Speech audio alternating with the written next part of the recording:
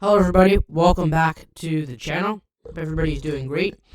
I am myself. Now, before we get right into it though, please like and subscribe, especially if you enjoy non-biased election content that brings you the facts and nothing but the facts. Alright, let's get into it. Here's your updated U.S. Senate prediction for the month of July. I was thinking of doing this by the end of the week. Here you have it. I saw that got some support on the one about the true toss-ups for the Senate. So here's the full video that goes along with it, and with some more breaking news out of the state of Maine. Obviously, that Senate race is absolutely crazy right now. I'm gonna save that for the last of the video. So make sure to watch the whole thing, so you get to see the whole process of predicting the U.S. Senate for 2026. As always, I take into consideration the national environment. I think it's going to be around D+5, so similar to 2020. It's hard to say if it'll be as blue as 2018. It's certainly possible, but that's just not what the polls or data show right now. It's possible it could get that blue. Really depends on the economy and gas prices. I think that'll have a big determination on how blue the national environment is. Or it could only be a ripple like it was in 2022, or it's only about three points to either side of the national environment. But I think it's going to be right in the middle. I think it's going to be around D+5, and because of that, take that into consideration a lot of the U.S. Senate races. So as always, start off with the safe states. They won't really have any competition. Oregon, Illinois, Massachusetts, Rhode Island, New Hampshire will not be safe.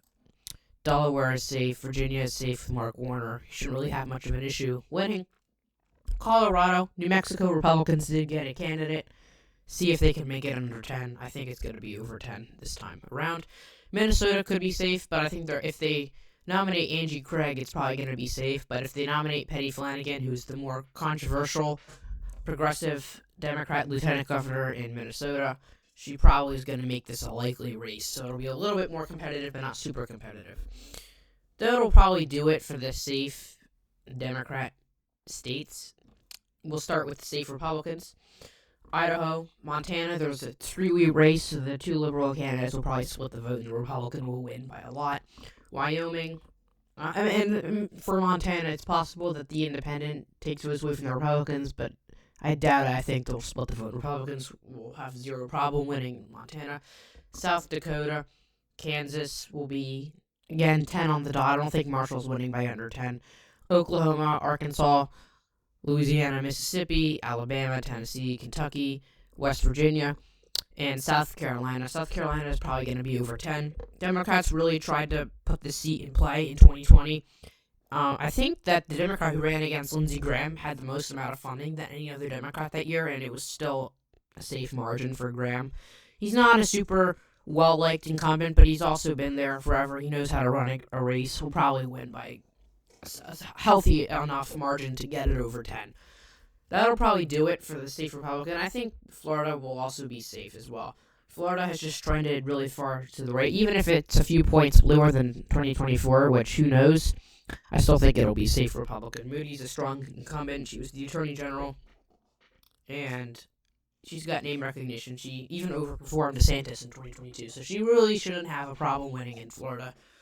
No scandals or anything. Pretty well liked senator down in Florida. So that'll do it for the safe seats right now. Currently, I see that as being the case. Good, likely Democratic. Minnesota, as I mentioned earlier, will be likely. That is probably, there's not a ton of likely states. North Carolina, this will be around a 5-point win for Roy Cooper. It could even be 6 points. We'll have to see how Michael Whatley does. He's kind of a law and order candidate, which would work in some other states. Who knows, like New York, maybe Illinois, maybe a lot of states that have the law and order campaigns, you can work a lot. But North Carolina, maybe outside of the Charlotte area, I feel like that's not going to really work for the environment. It's more of an economic or more base type of environment midterm. So again, if this was 2022, hey, that could play a bigger role. I think maybe that would be better. But I think Roy Cooper has got the name recognition. He was a former governor, and he won 2 times when Donald Trump won North Carolina at the same time. So he has overperformed. Again, he's a former governor. He left office in 2025. So it really wasn't that long ago. So he probably has enough name recognition. Again, Whatley is getting funding, but Cooper is getting even more. So I think unless Whatley's campaign does better, I think it's going to be a likely Democrat race. This is the case of my last prediction when I bumped it up to likely Democratic. Georgia could also be likely, depending on the end result. I could see it going likely, but out of caution, it being a purple state as well, I think I'm going to keep it just shy of 5, and I think it's going to be around a 4.5 point win for Jon Ossoff in the Peach State. Again, Ossoff has raised a ton of money, and because of that, and Mike Collins, out of the 3 Republican candidates, is probably the least strongest out of the 3 that could have won. He was endorsed by Trump, but as I said, in the primaries, he didn't do too well in the blue areas. He will probably run it up in the rural South Georgia area, but outside of that, he probably, outside of his base, and it's hard to say if the Republican base is going to turn out in 2026. There has been ideas that Republican turnout will be a lot lower, which I know it most likely will be. Even Democrat turnout in 2022 was a lot lower. So because of that, I think Ossoff, again, with a lot of money, he has a huge war chest to spend. I think that he'll probably win Georgia, and it won't be super close either. But it'll still be in the leans column. So I think Mike Collins, the Republican, does have a chance. But I don't see it flipping this time around. Now, what are some other likely Democrat states? It's really hard to say. I think, again, New Hampshire really could honestly be leans. It's really hard to say. As they said, Sununu is a strong candidate, and Pappas, he's okay. He's just a generic Democrat. I could see it honestly being leans, especially if the governor's race goes lopsided enough towards the Republicans. But out of the national environment, I think it'll be a 5-point win for Pappas out of the Granite State. That would probably do it for the likely Democrat states. Likely Republican. Nebraska will be likely. And that'll be it for likely Republican. Because, again, I don't know if the independent thing replacing the Democrat candidate is going to go as well. I don't think Fisher was as strong of an incumbent as Ricketts is. Ricketts was the governor a few years ago. So I think he's popular, well-liked enough to win against the independent candidate in Nebraska. So that'll be likely. It could honestly end up going higher than a 6-point race. It could honestly go 10, but we'll have to see how that ends up going. A lot of the times, repeat candidates don't do as well. Now, he still could do well, but we'll have to see. It's just not where I'm putting my money. So, again, I already filled out one of the lean Democrat races. So, again, there's not a ton of lean Dem races. I'll probably go with Michigan right now. I think Michigan will probably be around a 1-point win. Even though Al Sayed is probably going to be the nominee, he's not as moderate as Haley Stevens is. If you want to compare who's moderate and who's progressive within the Democrat Party. But he'll probably win, and I think the national environment will be enough to carry him over. Mike Rogers is a strong candidate, but they've done some more polls with the two of them versing, and Rogers is losing ground in terms of polling. He was leading, which, early on in the U.S. Senate predictions, I had Mike Rogers favored, but I don't really at this point. I think that it's not the right year for Republicans to win in Michigan. And outside of presidential years, Michigan Republicans have a problem with turnout, and I think that's going to really hurt them, which gives Al Sayed, even as him being the nominee, he'll probably win by around a point in Michigan. It could even honestly be 2 points, but we'll have to see. Right now, I'm keeping it as a 1-point race for the Democrats in Michigan. That'll probably be it for that. I have some lean Republican races. I'm just going to give it all to them right now. The 3 of them. I think that, I'll start with Texas. I think Texas is still a red state at the end of the day, even if Ken Paxton ends up winning, which he probably will win by around 3 points. The thing with him is that he's barely towing the weight to win this race. Like he's barely doing what he needs to do to ensure that he's going to win. He's definitely putting this at risk. I think this could be a really close race, possibly down to tilt, but I think because it is a red state, I think it's still going to be around a 3-point race for Ken Paxton. He'll probably win. Now, if the wave gets, if it's a blue wave up to like D+9 or something, Texas really could be in danger of flipping, especially because, Ken Paxton isn't the most electorally positioned candidate to win. He did win as Attorney General, but he is an underperformer. He is putting it at risk. Republicans are going to have to spend money here when they otherwise wouldn't really need to if they had John Cornyn as the nominee, who was primaried. But a lot of the times after the primaries, the candidate does poorly in polling, but they usually do better at the end of the year because the base usually comes home to them at the end of the day because they don't want to vote, they don't want the opposite party to get in power. That's kind of how Dr. Oz was in Pennsylvania. He had a tough primary. He barely won his primary against Dave McCormick, who's now the other senator of Pennsylvania. But at the time, he barely won his primary, and a lot of the party didn't like him. But at the end of the day, they came home and they all voted for him. He did end up losing by 4 points, but that's besides the point. Because they realize they want their guy to win. So that happens in a lot of primaries. I think that they'll probably just come home to their party. That's oftentimes the case. That's probably what's happening with Ken Paxton. Now, if it's still really close polling at the end, then Republicans should be nervous about it. But I think that polling should probably head in the GOP's direction in Texas. But we'll see how that ends up going.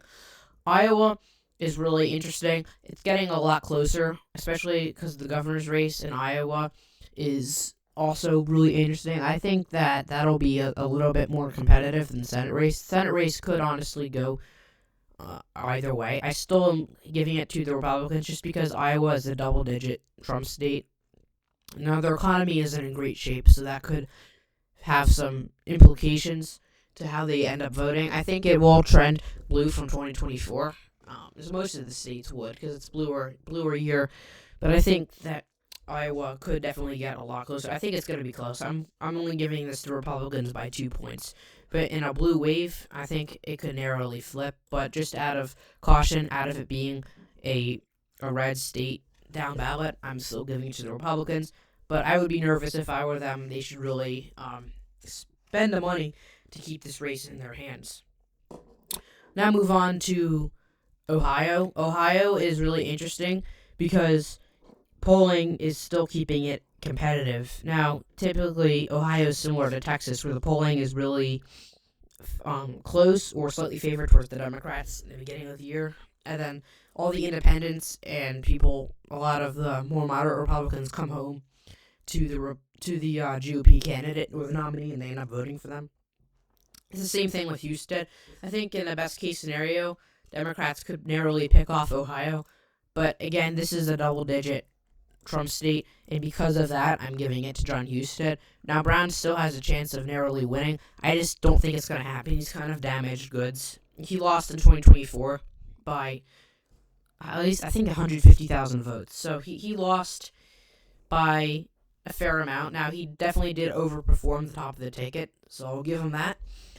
Again, a lot of times when you're a strong incumbent, and you've been there forever, you lose, and then you kind of don't really, you get a comeback, but you're probably not going to do it. Now, again, if this is like the 2018 year, I think it's possible Brown wins, but I think Husted was probably favored by a few points. That leaves us with the two states, which I think are going to be the closest and most interesting. I'm giving Alaska narrowly to the Republicans. I think very, very possible that Peltola ends up winning. I have to get more polling out of Alaska. If the polls show Peltola ahead more, then I'll probably give Alaska to the Democrats.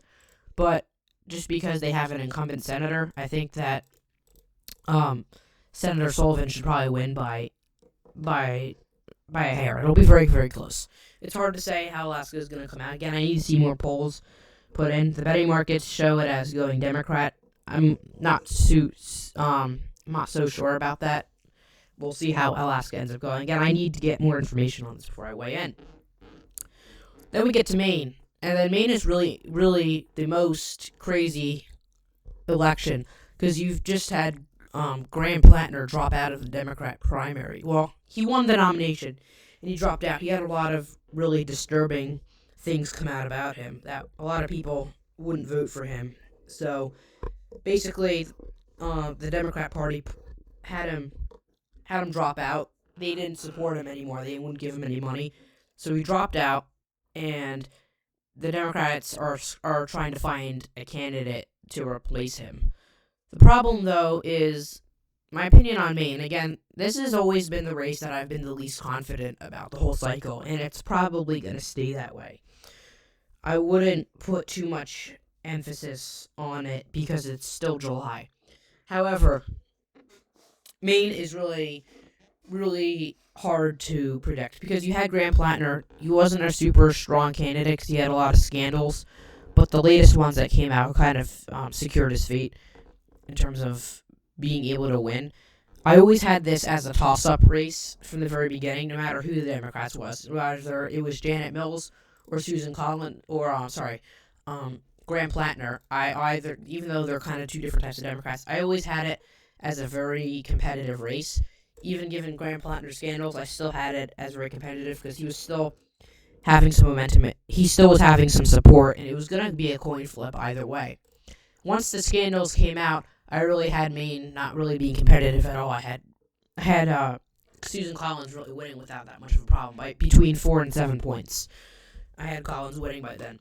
Now the race was from very competitive to pretty good chances of staying Republican because of Plattner's major scandals that had recently came out. But now because Plattner's out of the game, it's back to ground zero, which means that it's very competitive and very close and very hard to say who's going to win. Now, since I don't know who the candidate is going to be, I'm defaulting to the incumbency status in Maine. I think Susan Collins will probably win very narrowly. It's hard to say who the candidates are going to be. But again, it's subject to change. Definitely want to stick around because I am definitely be covering this election in Maine. But it's going to be very hard to say who the Democrats are going to replace. It really depends on the Democrats. If they nominate a stronger candidate, I could definitely see it flipping. But if they nominate somebody else, I could see Susan Collins winning more comfortably. Or if they nominate somebody in the middle, which I think they will, it'll end up remaining very close. But because of the uncertainty, I'm keeping this as still Republican. Thanks for watching this video. That'll do it for today's video. Again, thank you for watching. Please like and subscribe. I hope to see you in the next video.